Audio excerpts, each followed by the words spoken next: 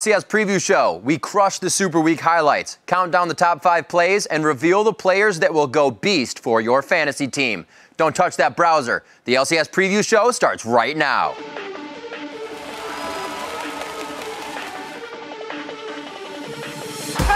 Kill for Shifter in his first game on Dignitas, and they're going to start their series out 1-0.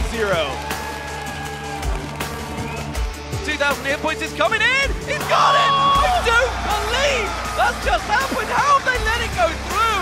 Can you believe it? Complexity going to take down Cloud9 on day 3. Unbelievable, Rick. That's a tip again. Yes.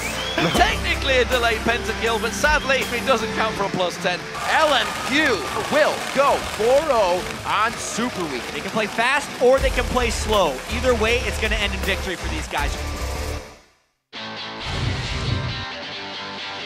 What's up, everyone? Welcome to your one-stop for everything LCS heading into Week 2 of the Summer Split. I'm Remy Kazin III, and I'll be your master of ceremony for today's LCS Remix. And I'm Joshua Jatt Leisman, and I'll be breaking down the fantasy picks that will have your team walking away from Week 2 with a win.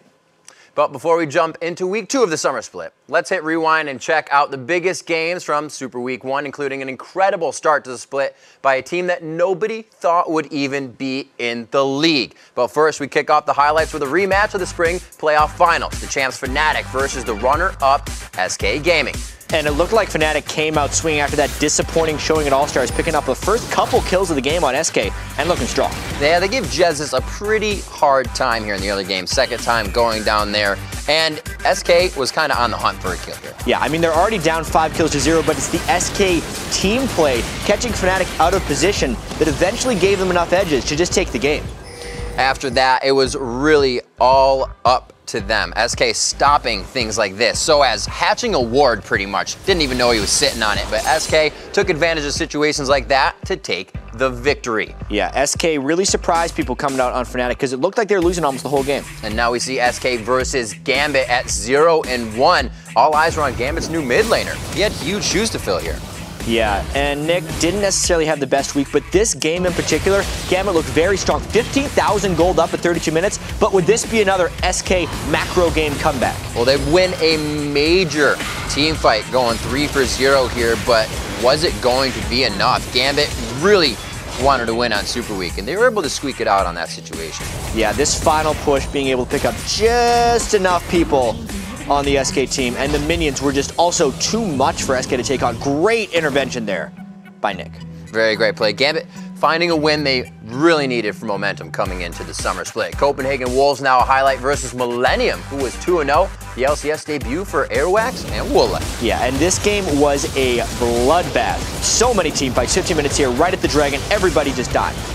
A lot of good things coming in here for Millennium. Like we said, one of the best weeks, and it's just like you couldn't get away from them.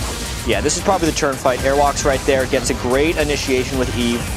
And you can see the Copenhagen Wolves with their pickups, Woolite and Airwalks. They do have potential being able to take down Millennium, who many thought would be an easy game, but actually, since they had such a good week, this was a huge win for Copenhagen Wolves. Huge win, a very strong performance there by the new CW. Next highlight is Alliance versus Fnatic. Alliance would pick up the win during this game, but it was Fnatic looking to grab it. Yeah, Pekka gets all shook up there because he had been ganked previously to burn Flash, and then he stuck around, not accounting for Eve's Flash. Beautiful hook from Nif's Thresh there allows Alliance to snowball their lead. Here they pick up 3 for 1, Jad. It was almost insurmountable. We've seen this story so many times. Fnatic getting caught in team fights by better team fighting teams. That's what Alliance did right there. The next highlight, a 2-1 Millennium versus a 1-2 Gambit. Millennium looking to finish this week 3-1 versus that struggling Gambit. Yeah, and this was not Nick's day. Kerp and CottonX camped him over and over again on Syndra, and Kerp could not be contained in this game. A lot of people have been singing that CottonX praise too, Jab. 32 minutes in here, Kerp instantly deleting Diamond again. When you have plays like that and a 10-0 LeBlanc, how can you not win the game? Yeah, Kerp was on fire this week. Top fantasy player. Yeah, Super Hot Crew versus SK. Our next highlight to take a look at. This is We Will Failur's debut. Yeah, and he gets some revenge there on N-Rated. N-Rated looking a little weak in that game, but SK, they do hold the team strategy. So many close games, they always seem to come out on top. 47 minutes as this one went for the long haul. An extremely risky Baron. Super Hot Crew failed to stop the Baron attempt, and that's all SK needed to win that with the victory. And with that, SK is now tied with Alliance and Millennium after week 1 for the #1 spot in the EU LCS. Yeah. A lot of different standings. A lot of close standings, games for SK. They could have probably been 4-0 or 1-3 if a few things went differently. Yep, and after 16 games of the European Awesome, the LCS table sets up like this. Alliance, Millennium, and SK Gaming are all sitting at the head of the table, locked up at 3-1. Even though they are all tied, Alliance is listed first because they start with an A. Just another example of Froggen's next-level strategy when putting his super team together. Rounding out this palindromic table are Fnatic and the Crew at 2-2 with the Wolves, Gambit, and Roccat on the bottom looking up. Now to help us sort through what this all means is the fastest flash in the West, Trevor Quickshot Henry. Well, you better believe it, but that's the fastest flash on EU West. Let's get the show on the road, Riv. All right, Quickshot. Last week you said Alliance was the hungriest team in Europe and that they would win the summer split. Would you like to change your prediction? Oh, definitely not. I'm super happy to stick with my prediction of Alliance taking the top spot. And looking back at the week 1 set of games, there's already a massive improvement over the spring split performance for Alliance. They seem to be gelling as a single unit. Their team play is solid. Plus, Tabs and Nif, they really came out swinging. They destroyed absolutely everyone. One thing I also want to highlight is how refreshing it was to see Froggen focusing on that supportive mid laner like Lulu and forcing the rest of his team to step up and work as a unit if they want to win games. Now, we can't ignore the fact that they did drop a game to the super hot Crew. You simply can't ignore that, but they did take down Fnatic, Gambit, and the Copenhagen Wolves on their way to a 3-1 week. In general, I just feel like Alliance were working together well. They seem to make smarter decisions regarding positional play as well as objective-based play. And we'll have to see if they can avoid the pitfalls they made in the spring splits. Can they keep up that level of performance for multiple weeks back-to-back? Well, we'll have to see. Another team that lived up to the pre-split expectations in week 1 was SK Gaming. Not only did they get revenge for their spring playoff loss to Fnatic, but they had some big individual performances as well. You know, after how well SK finished the spring split, I think it was good to see that they hadn't lost their team play or the way that they won games. But they did drop a game, a very close game to Gambit, and that single loss is all that marks their record. They took down Fnatic, the super hot Crew, and they absolutely destroyed the Copenhagen Wolves. But it's a mixed bag because it was frustrating to see SK make the same mistakes and the same errors that have plagued them in the spring split. They struggled during the early stage of the games, in specifically the laning phase. They often fall behind and they have to play from behind in the mid game. It's something that I think SK really needs to work on if they want to aim for another top of the table finish and a trip to the World Championships. In terms of individual play, Jez's really shone last week. He compiled the second highest total kills in Europe at 26. His Kayle play with that Runan's Hurricane was very strong, and he went on the record to say how much he enjoys the build. You know, he used to actually be an AD carry, for those of you that may not know. But it wasn't only Jez's. Candypan and Rated, they had very strong showings. Steady Freddy, he just delivered like he always does. And as a team, they're just looking great. Well, no one is surprised to see Alliance or SK Gaming at the top of the table. Millennium is a bit of a shock, however. Led by Week 1 MVP Kurt, Millennium racked up as many wins during the Super Week as they did through the first 4 weeks of the spring split. What do you have to say was the secret to their Week 1 success? Well, it's a massive surprise, first of all, and I don't think there is a secret. I think just as a fact, the whole team performed phenomenally. They all stepped up. Kerp, he just played like a man possessed. He turned games in his team's favor over and over. Creatine and J-Ree, they stepped up their level of performance. And Creatine, for me, was the most impressive AD carry of the week. You can't not talk about Cotton X either. I think he finally settled into his position. He played a multitude of champions, all to a fantastic ability. And when all of their individual play was great, the team really pressured objectives well, especially after finding kills. If you compare Millennium from last split to this split, the change is outstanding. They've really shown a lot of growth, at least during Week 1. We need to see if they can perform at that level over a longer period of time. And then just as one aside, I really want to praise Millennium's conceptual play regarding their level 1 invades and their trinket usage. They used that blue trinket start on Kevin quite a few times, and they showed a willingness to arrest dominance in the super early stages. So Millennium make early game plays. It's a trait that they carried over from the spring split, but this time they're making it count, and it feels more positive. All right, Quickshot, thanks for the knowledge buff, but now I've got to make a European lane swap and say goodbye to you. Goodbye, Quickshot. And say hello to Shox. Hello, Shox. Hello, Riv. I missed you last week. Missed you as well. All right, Shocks, you recently had a chance to speak with the teams that struggled during the week 1 of the summer split and get their take on their own performance. Let's start with Gambit. They played their first LCS game without Alex on the roster. How did the team feel taking to the Rift without their former mid laner? Well, when I spoke to Edward earlier this week, he said that it was a little weird practicing without Alex, but when it came to game day, it wasn't weird at all. Edward expressed a lot of confidence in Nick, saying that Nick always tries hard, no matter who his opponent is, and that Nick will speak up and voice his opinion with his new teammates. Now, when I asked Edward whether Nick will become a permanent member of Gambit, he told me, quote, "We didn't try out any other mid laners. I'd like to keep him on our team, and I hope it's going to happen. I can't say 100% though, because I'm not alone in the team." Well, Shocks, if Edward gets his way and Nick is the permanent mid laner, it does mean we'll have to sadly say goodbye to another new member of Gambit. When Alexis say he's leave, we need to find a new mid laner. So I have decision to don't save until we find the mid laner. I think it's to show that we are prepared for a new season of LCS. So I read the comments. If people love my style, maybe I'm leave it. Well, I absolutely love the style. It's almost as impressive as your beard, Riv. I think he's really onto something with that, and we'll have to see if Gambit does any better. Now let's shift our attention off of Darian's face and to the Wolves, who added 2 new members to the pack over the midseason hiatus. How do the Wolves feel heading into week 2 of the summer split? When I spoke to Youngbuck about Super Week, he said we were satisfied with going 1-3 against the top 4 teams. But he continued to say that they were unhappy about their last 2 losses, where they were, quote, run over with ease. Youngbuck said that his team knew that they wouldn't have the best performance in the early weeks of the summer, and that they just wanted to have their new players experience what it was like to play in the LCS. He believes that they have the potential to grow a lot and that they already showed great teamwork in their games. Now, Youngbuck is very optimistic about the summer, saying, quote, we have played the top 4 teams, and in the next 2 weeks we play the bottom 4, and after the next 2 weeks it'll be easier to tell where we stand as a team. And the third team who finished Super Week with only 1 win was Roccat. They're the only team at the bottom of the table who didn't make an off-season roster swap despite a shaky end of the spring split. How's the squad feeling heading into their matchup against first-place SK Gaming today? When I spoke to Vander, he was understandably upset about their 1-3 Super Week record. He said that the only game he thought they deserved to lose was versus Millennium. He felt that they were unlucky versus the Super Hot Crew, and they threw the game versus Fnatic. Now, when I asked him why he feels they have been struggling lately and whether he feels that the teams have figured them out, Vander replied that the style of play is always shifting and they are playing different than they were before, but so is every team. Vander said that he thinks that every team struggled during Super Week, that it's just the beginning of the season. They lost some close games, and that, quote, we know we have to work hard, but there's no reason to worry yet. All right, Shocks, thanks for the insider information. Have a great week 2, and we'll see you back here before week 3. See you next week.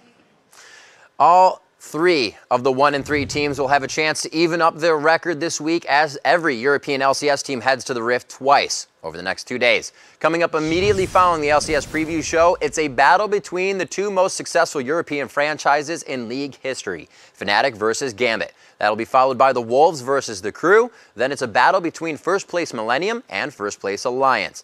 And wrapping up your Thursday of LCS, it's Roccat versus SK Gaming.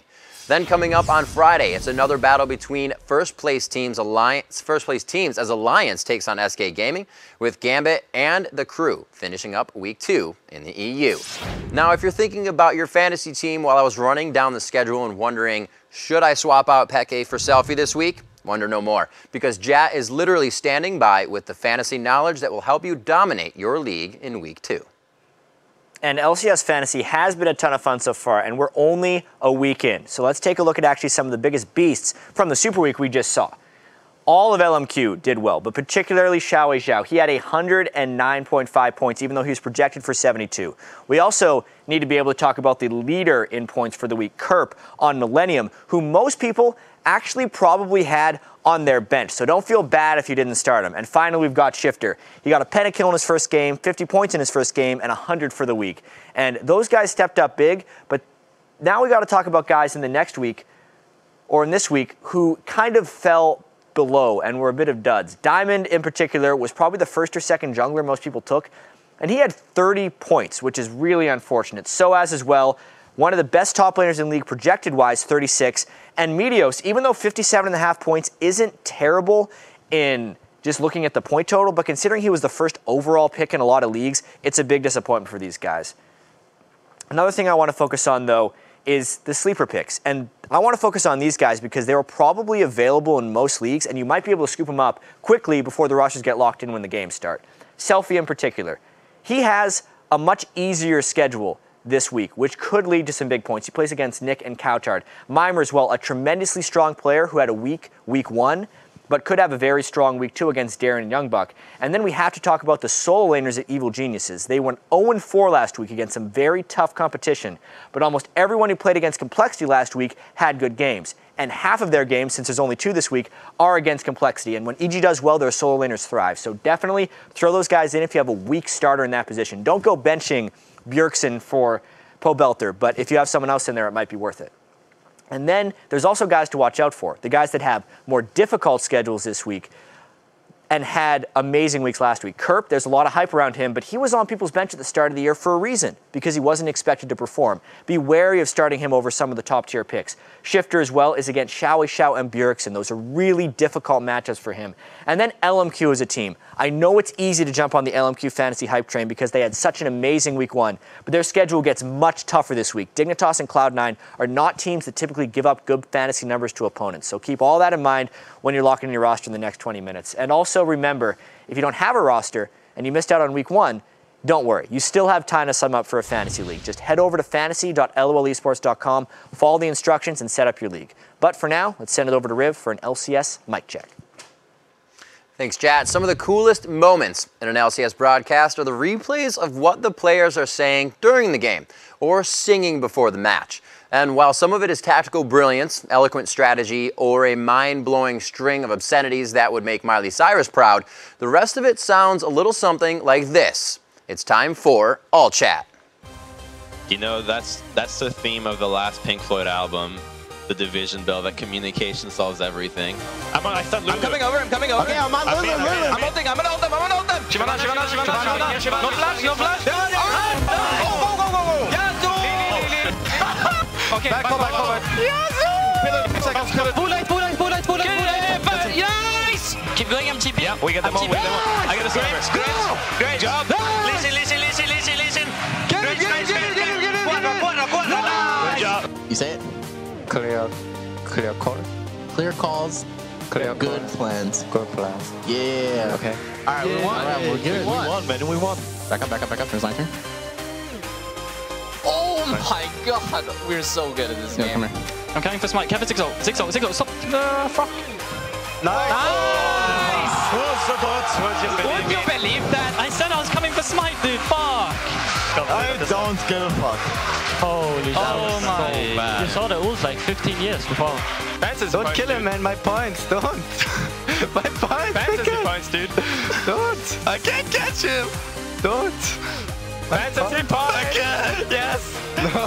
There we go. Give the penta. Give me Your fantasy stats. Wait, get it. That dude was a beast on Thresh yesterday. All my troubles seem so far away. But now I need something that seems to stay. It's always fantastic to know that players share the same moments of, mess ups and yelling and also forgetting the lines of a song. But beyond that, we love it when you guys watch us live. It makes getting up 12 hours before Cutie Pie rolls out of bed and starts braiding his luscious locks all worth it.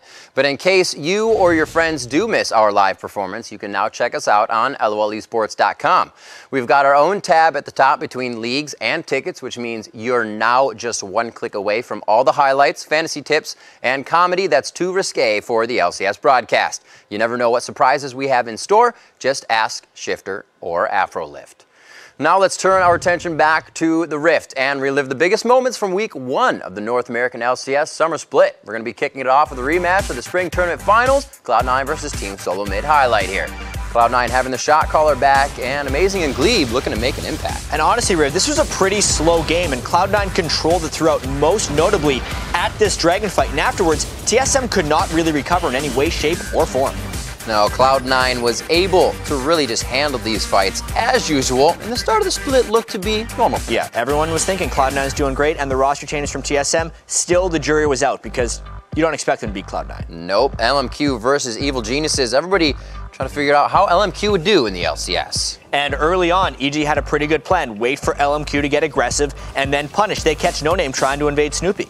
And aggressive, I think, is the key word for LMQ, because even if things like that don't work, you see two members going down, they keep putting the pedal to the metal. And that's exactly what LMQ decided to do. They found fight after fight. Specifically, there's a big one in the mid lane where they turn the tides. An amazing three-person solar flare coming from Moore. Usually he's the bait for the team, but he'll get the initiation sometimes as well. Yeah, oh no, I hooked a minion, what do I do? And then he just jumps to a minion and dies. But at the end of the day, LMQ's bottom lane still crushes, and Vasily still gets a bunch of kills, as he does in this fight. Despite a poor start there for LMQ, they do go on to pick up their first win in the LCS, and they clean up everything in these fights before they move on. Taking their victory walk on, our next highlight is going to be coming from Complexity versus Dignitas. This is Complexity's debut in the LCS and Dig's first game with Shifter, Zion. Yeah, and right off the bat, even though Shifter was getting beaten in CS, he definitely comes out on top in kills, killing Prawley over and over with the help of that guy, Crumbs. Picking up a triple kill after this one, Dignitas's coverage, map control, were second to none on this one. It allows Shifter to do things like this, just roam around for fun. He was doing pretty well in this game, 10 kills after this Baron fight. I wonder if he's going to get any more. Possibly being gifted the pentakill in the end of the game. You can hear the team we just heard in the audio all chat.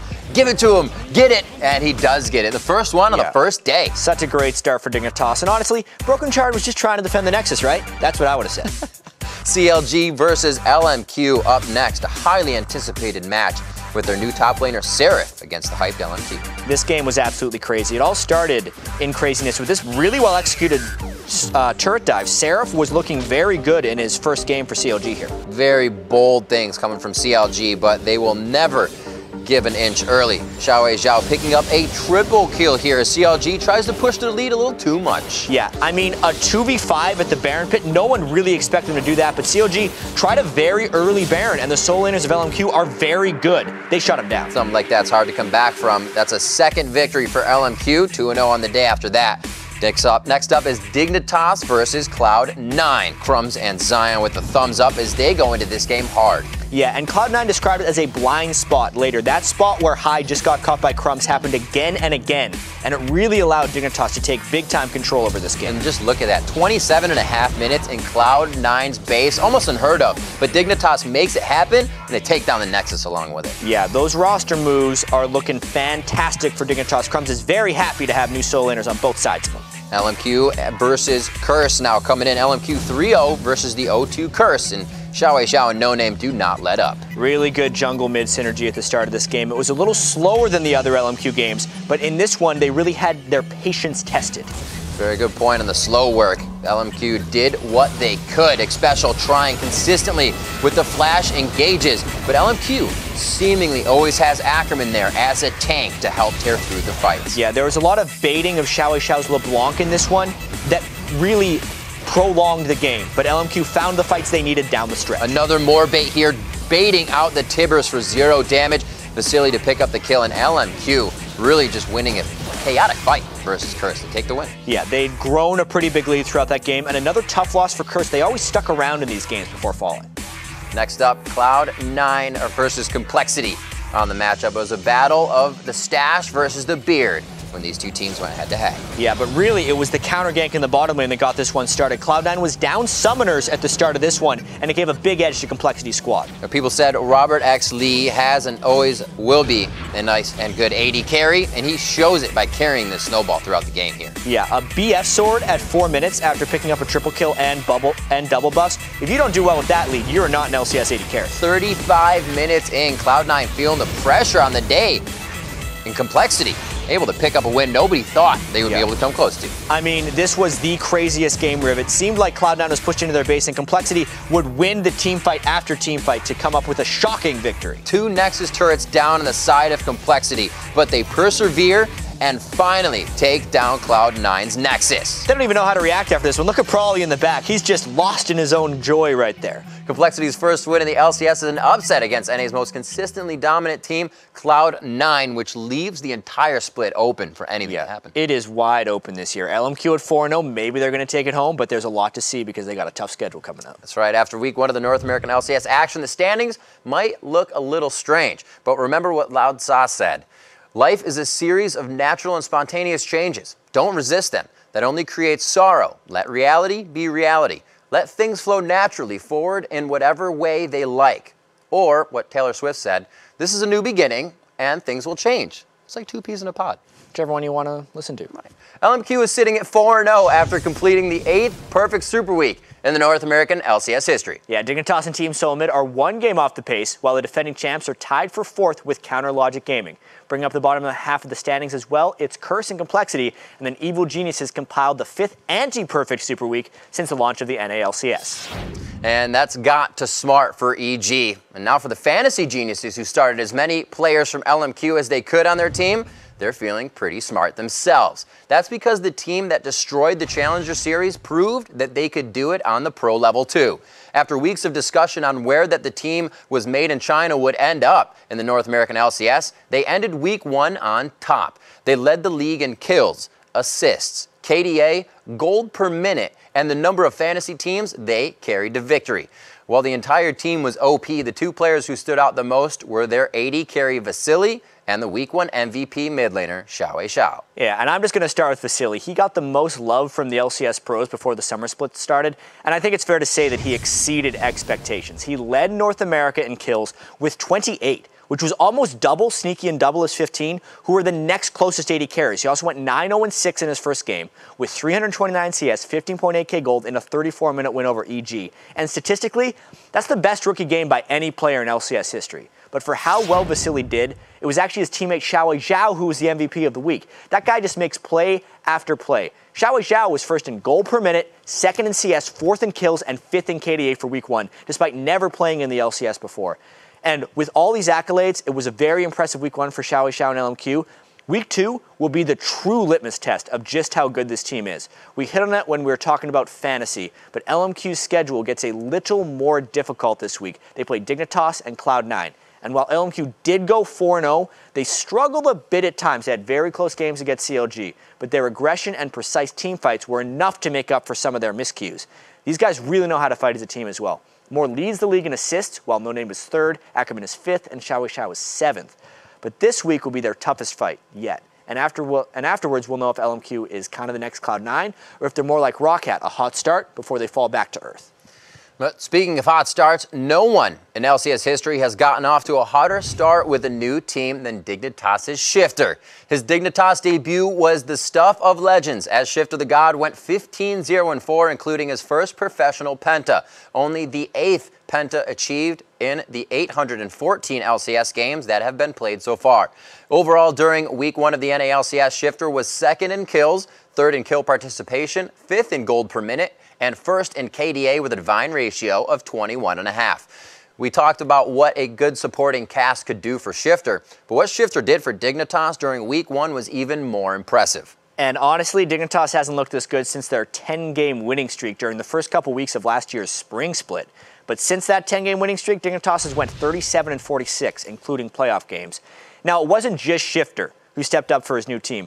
Zion jacked up EG in their 2nd win of the week, but even Shifter actually couldn't carry Dignitas past a struggling Curse team in their final game of Super Week, which does raise some red flags, especially since this week Dignitas plays LMQ and Team Solomid, a team they failed to beat even once during the spring split. And while Kiwi and Cutie Pie were able to make some sweet music together, it didn't really translate into many kills. Cutie only has 9 kills, which is tied for the least in the league for AD carry. Crumbs, despite his presence in the jungle, only picked up 4 kills, which is the 2nd fewest for junglers in the league. He did have a lot of assists, though. Part of that is the Shifter's been so good. He took a lot of those kills. But when he was held in check versus Voyboy, the rest of Dignitas wasn't able to step up. And this week, Shifter's only going head-to-head against Xiao Zhao and Bjergsen.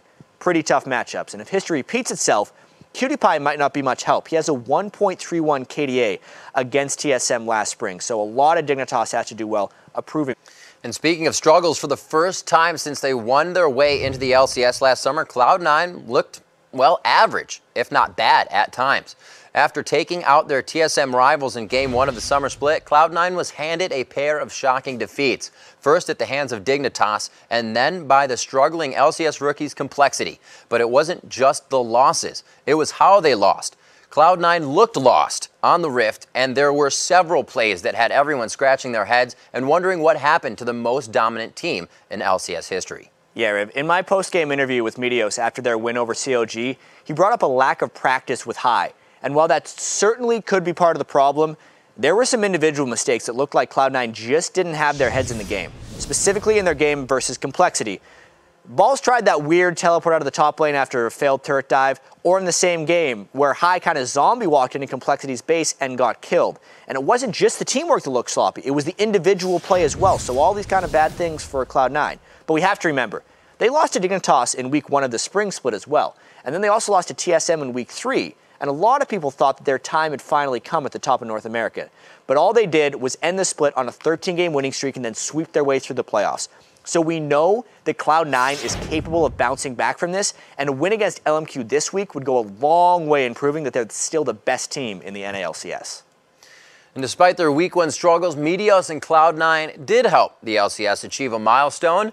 During their game against Counter Logic Gaming, Meteos and Meteos took down Doublelift, and while that was only the 9,990th kill in the North American League history, Doublelift's death was the 10,000th death of all time. Congratulations, Doublelift. Your death mechanics are still pristine. During the rest of that game between Counter Logic Gaming and Cloud9, the teams managed 2 more kills, bringing the all-time kill count up to 9,992 kills, which means we'll probably reach kill 10,000 during the game on Saturday. That matchup just happens to feature Doublelift once again as longtime rivals Counter Logic Gaming and Team Solo Mid take to the Rift at noon on Saturday. If Doublelift can get the 10,000th kill to go along with the 10,000th death, people might finally start to believe him that he's good at this game. I mean, those are 2 pretty pristine marks to hold. Then, of course, on Sunday, the standings keep going. It's the heavyweight fight featuring Cloud9 and LMQ with the battle between Dignitas and Team Solo Mid closing out the week 2 of the LCS. This should be an incredible week. And speaking of incredible, no LCS preview show would be complete without a countdown of the top 5 incredible plays, or as Shifter now gets to call them, the Penta. Let's roll it. At number 5, a mistimed Q takes Yankos for an unfortunate lantern ride. Go towards Santos. There's a lot of damage coming out. There's the lantern. Oh, Yankos followed him through. The hook comes in as well. And Yankos goes down to the Colin. Wow. Mistimed follow through there on the Q. Creaton picking it exactly the right time. Coming in at number 4, Dexter shows off what a well-timed Q can do. Very low, the Q lands from Lee Sin. They don't chase down. He does go in. Big damage. Picks him back in the shutdown. He lands the Q, so Dexter's like, oh my god, I landed the Q. He needs to go over, safeguard to the ward, then just in time to take his second activation. What a ridiculous play from Dexter there. At number 3, Kerp throws everything but the kitchen sink at Overpower. Definite improvement, but of course, over a lot more games. Wow. Overpower here, gonna go down. Kerp throwing everything at him. Ignite it will be that finishes things off.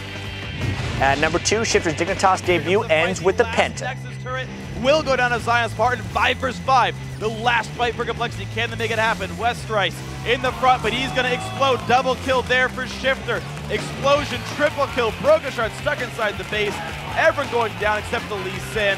Quadra kill for Shifter. Will they give it to him? Penta kill for Shifter in his first game on Dignitas. They're going to start their series out 1-0. And your number 1 play this week comes courtesy of Doublelift and his Vayne mechanics. And you can tell Doublelift wants to make something happen. This is what people know and love about CLG, though. There we go. Double's trying for it. He does land the stun, puts the ward down, and gets the kill. Classic CLG matching up against classic Cloud9. Doublelift goes for the solo kill and gets it.